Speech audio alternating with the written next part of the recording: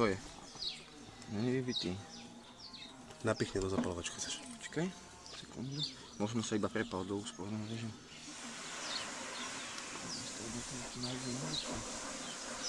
Vypadá, že nabitý. On sa asi prepal do núzového, ne?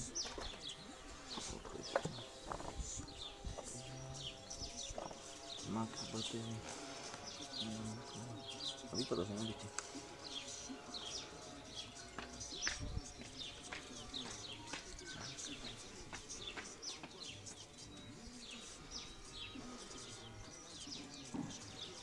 Budem muset už otavovat, aké programy je pojma, ale už ten počítač nestíha normálne.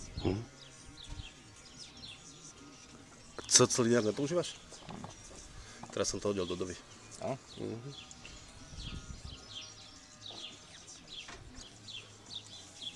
To, čo robil počítač za 50 minút, teraz robí za nejakých 14-15 minút. A?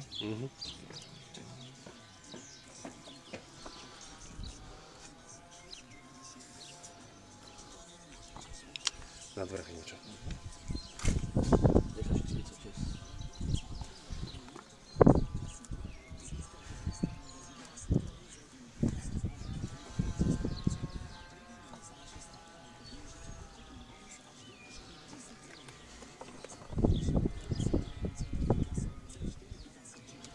A toto je len na ten FabFilter, alebo to je komplet diagnostika? To je komplet diagnostika. Áno.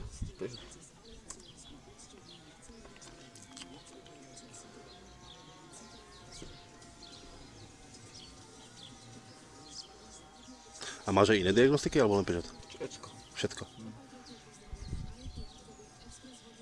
Ale na Peugeot je ako najlepší originál, vieš? A koľko bereš za diagnostiku? Ako normálne, tak to akože... Iba diagnostiku. 10 € väčšinu sa berú. Ty si kokot. Oni berú väčšinu, to normálne Peugeot si povedal 50 € taký. Čo ti jebe, však si vypýtaj 33 €, urob debilnú cenu, 33 €, s tým, že keď prídete ku mne aj na servis, tak vám tú cenu odrátam. Rozumieš? Ako tak spraviť? Jasné.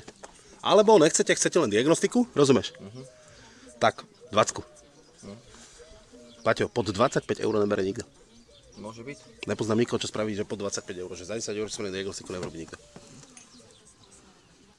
Alebo správ, čo len 10-15 € a nechoď len na diagnostiku.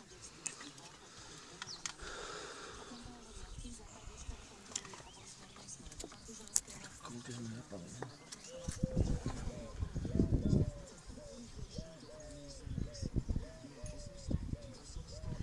To môže išla púšť celé si. Uvidíme. Musím ešte raz pustiť asi. Definuj. Vypadá. Áno. Chudák počítač už nestíha, vieš. Mal by som ho dať doma. Čoho? Mal by som ho dať prečistiť asi ten počítač. Dobre, tak keď dokončíš, dobre? Ne.